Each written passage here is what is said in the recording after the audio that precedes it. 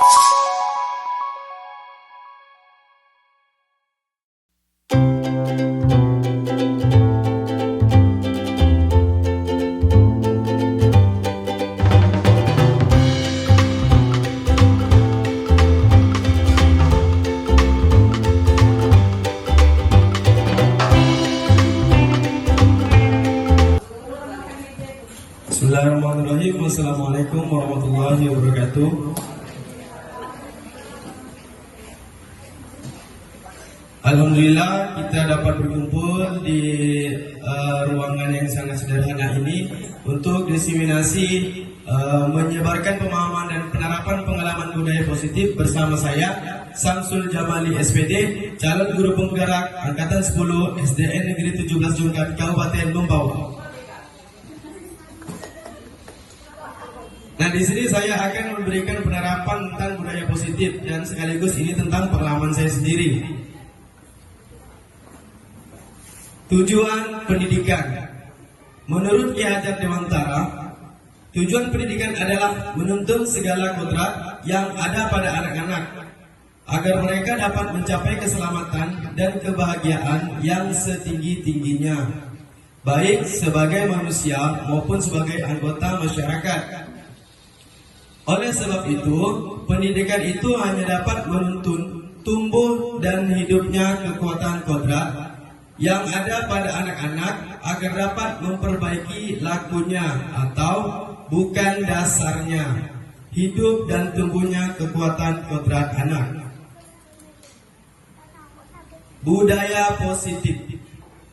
Budaya positif di sekolah yaitu nilai dan kebiasaan yang berpihak pada murid agar mereka dapat berkembang menjadi pribadi yang kritis, penuh hormat dan bertanggung jawab sesuai dengan profil pelajar Pancasila.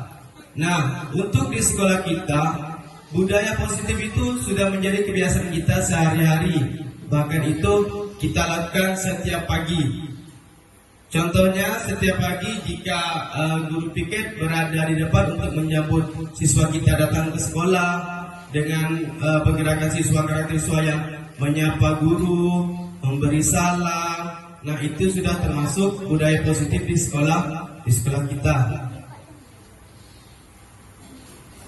Konsep inti budaya positif yang pertama, perubahan paradigma belajar. Yang kedua, disiplin positif. Yang ketiga, kebutuhan dasar manusia. Yang keempat, motivasi perilaku manusia. Yang kelima, posisi kontrol guru, restitusi. Keenam, keyakinan kelas. Dan yang ketujuh, segitiga restitusi. Nah, yang pertama, pembelajaran dengan paradigma baru. Pembelajaran dengan paradigma baru merupakan pembelajaran yang dirancang berdasarkan prinsip pembelajaran berdiferensiasi, sehingga para murid belajar sesuai kebutuhannya berdasarkan tahap perkembangan sesuai teori psikologi modern untuk mewujudkan profil pelajar Pancasila. Miskonsepsi tentang teori kontrol.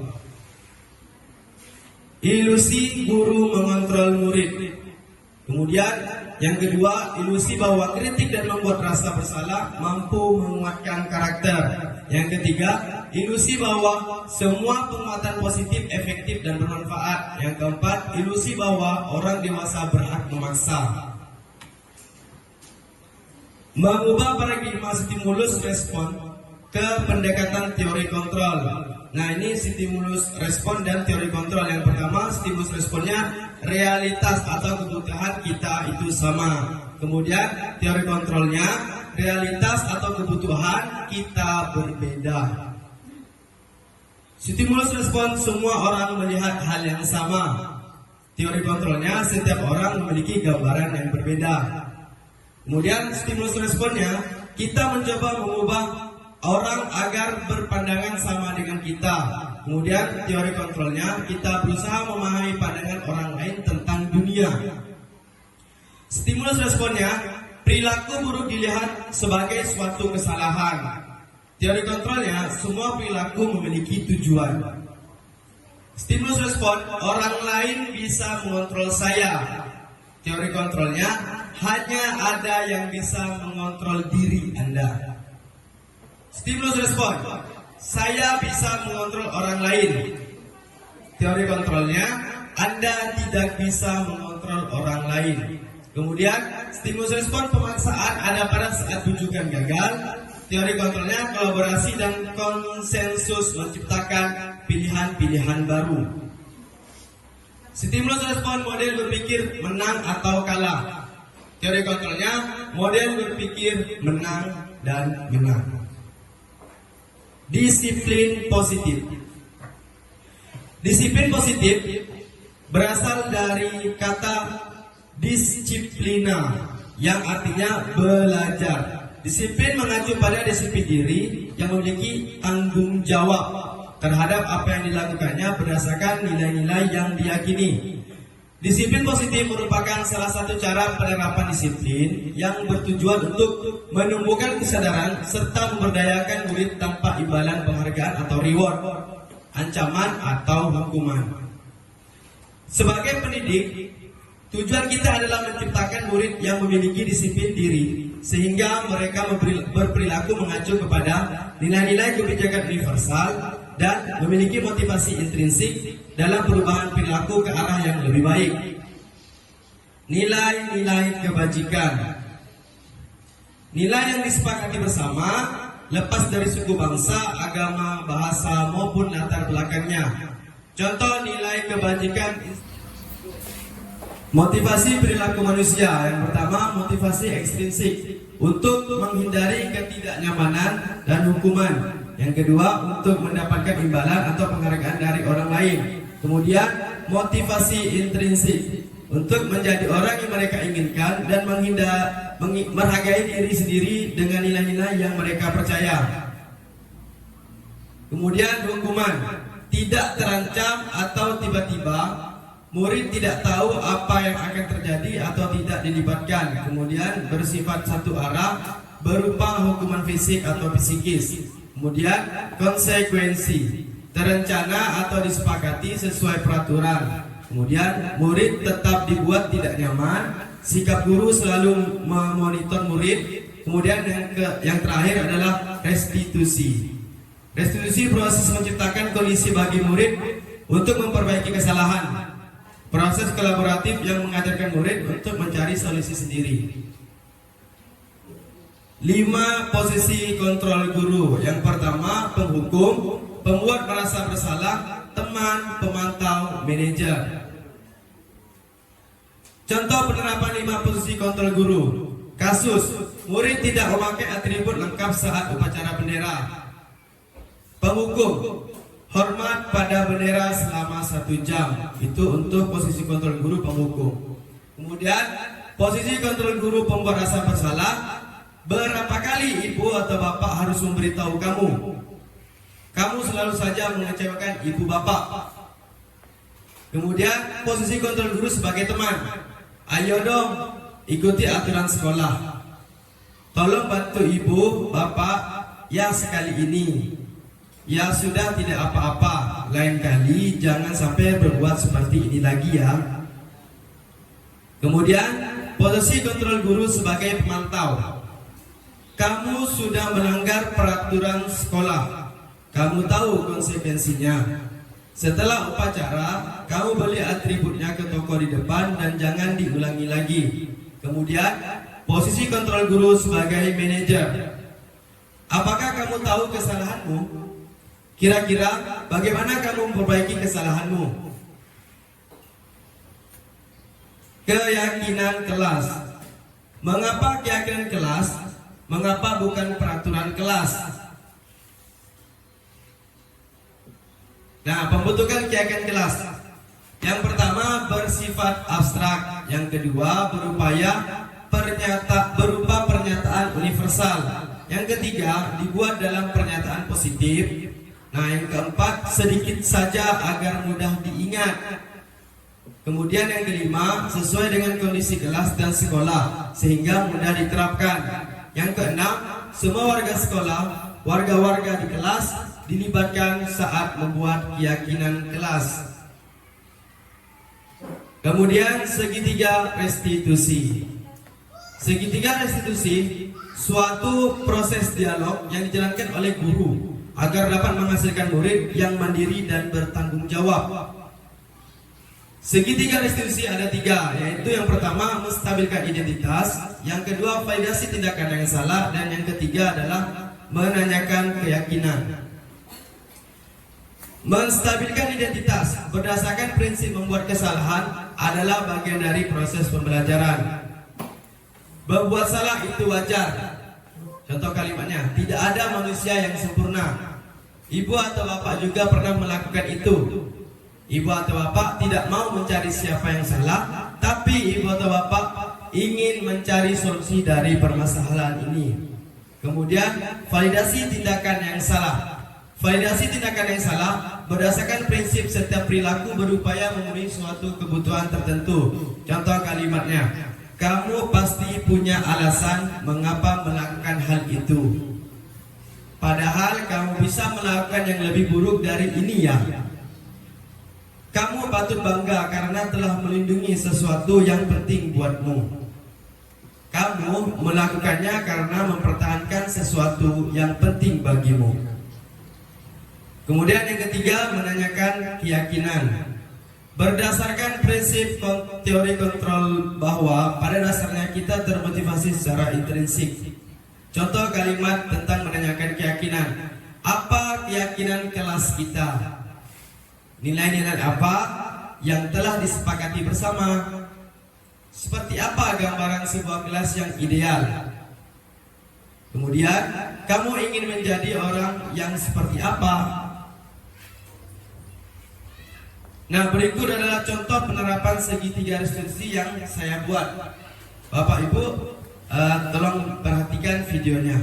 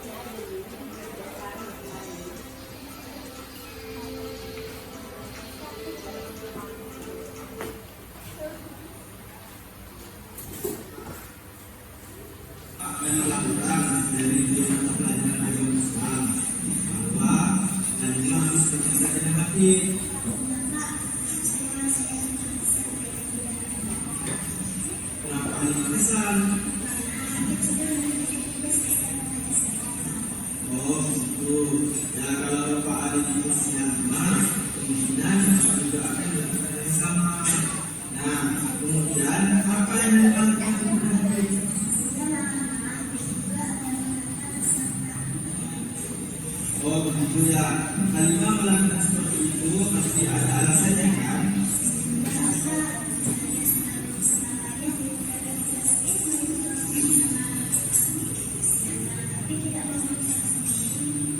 Ya wajar kalau Halimah marah karena dia adalah kerjanya untuk mengajak menakib.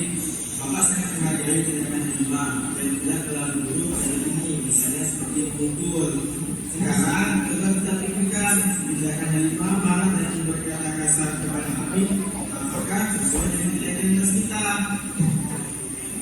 Menurut Halimah, keyakinan apa yang disenangkan? Ya betul, menurut Halimah penting atau tidak? Baik, kalau menurut Halimah Syafii, jadi dengan apa yang harus kita lakukan pada saat Halimah sedang marah? Halimah bersedia memperbaiki masalah ini. Apa yang Halimah lakukan untuk memperbaiki masalah ini?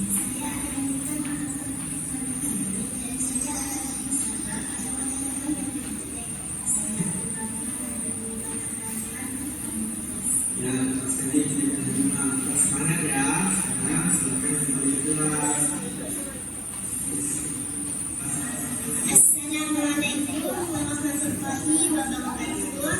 Nama saya Halimah Azharo, kelas 5A. Saya merasa senang sekali diajak berdiskusi dengan Pak Jamal untuk dapat mengendalikan diri dari amarah karena perilaku teman saya. Saya harus banyak bersabar dan dapat menghormati teman-teman. Terima kasih. Wassalamualaikum warahmatullahi wabarakatuh.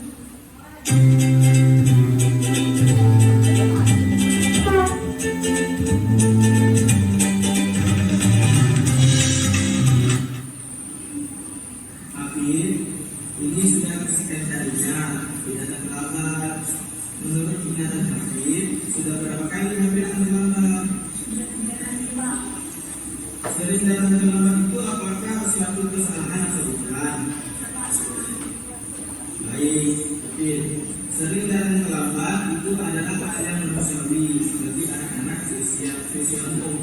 Akan tetapi yang terpenting kita bisa belajar dari kesalahan tersebut dan berusaha untuk memperbaiki.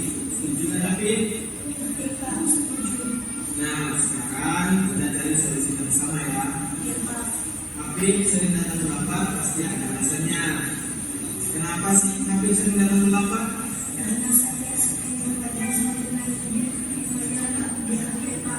jadi saya itu tidak terlupa malam dan bangun secara Ya, baiklah. Hafid tahu keyakinan kelas yang sudah kita sepakati. Kalau terlambat datang ke sekolah, maka sesuai dengan keyakinan kelas kita tidak. Nah, menurut Hafid, keyakinan kelas apa yang dilanggar?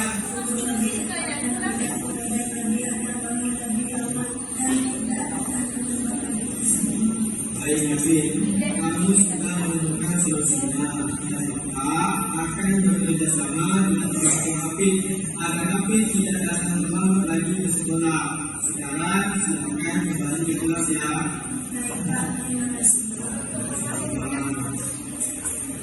Assalamualaikum warahmatullahi wabarakatuh. Nama saya Abid Reksan, kelas 5A. Saya merasa senang sekali diajak berdiskusi dengan Pak Jamal untuk menemukan solusi atas kesalahan yang telah saya lakukan. Dan saya tidak akan mengadang lagi agar tidak terlambat ke sekolah. Terima kasih. Assalamualaikum warahmatullahi wabarakatuh.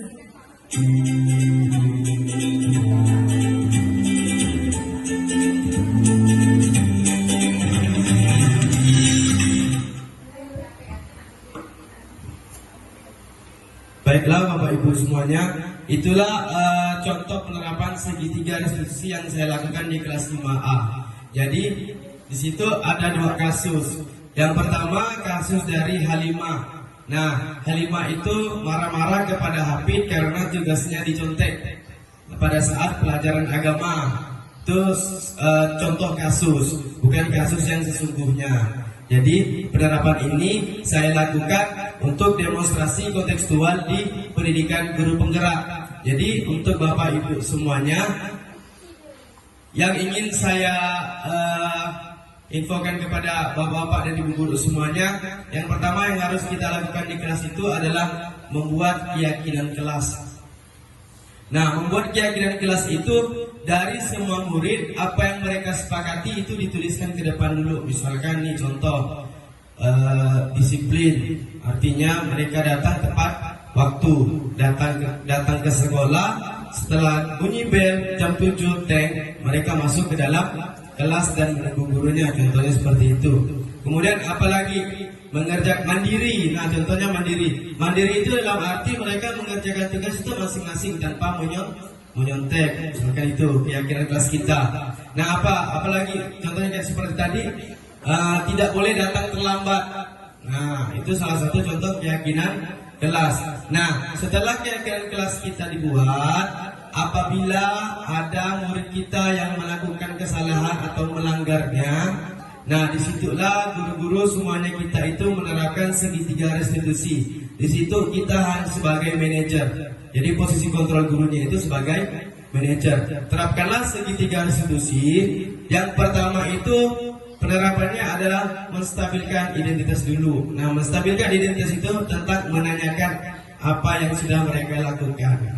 Nah, yang kedua, validasi tindakan yang salah, bahwa perbuatannya itu manusiawi, jadi bisa dilakukan oleh semua orang agar tidak terlalu membuat mental anak itu merasa bersalah. Nah, yang terakhir barulah menuju ke menanyakan keyakinan. Nah, menanyakan keyakinan itu keyakinan kelas kita. Nah, apa keyakinan kelas kita? Nah, sesuai tidak dengan apa yang mereka langgar? Nah, seperti itu. Barulah kita kelola supaya apa yang murid kita lakukan itu walaupun itu perbuatan yang salah, tetapi kita mencari solusinya bersama, tidak mengintimidasi anak, tidak memvonis anak, tidak menghukum fisik anak ataupun menghukum fisikis anak. Jadi itulah tugas kita sesuai dengan filosofi Ki Hajar Dewantara. Nah, untuk Bapak Ibu di sini saya mau bertanya, apakah Bapak Ibu sudah membuat keyakinan kelas di kelasnya? Sudah. Nah, baik. Kalau sudah, jika ada suatu kesalahan di murid, tolong terapkan segitiga restitusi agar apa yang murid lakukan, walaupun itu perbuatan yang salah, mereka tetap merasa bersalah, tetapi kesalahannya tidak membuat mental anak itu menjadi terganggu. Dan membuat anak itu mengubah karakternya, mengubah dirinya untuk melakukan hal yang tidak akan dilakukan sesuai dengan kesalahannya tersebut. Baik Bapak Ibu Guru, dalam penerapan program disiplin positif, hendaknya guru memiliki standar kepribadian profesional dan sosial yang baik, di mana guru mampu merefleksi dirinya.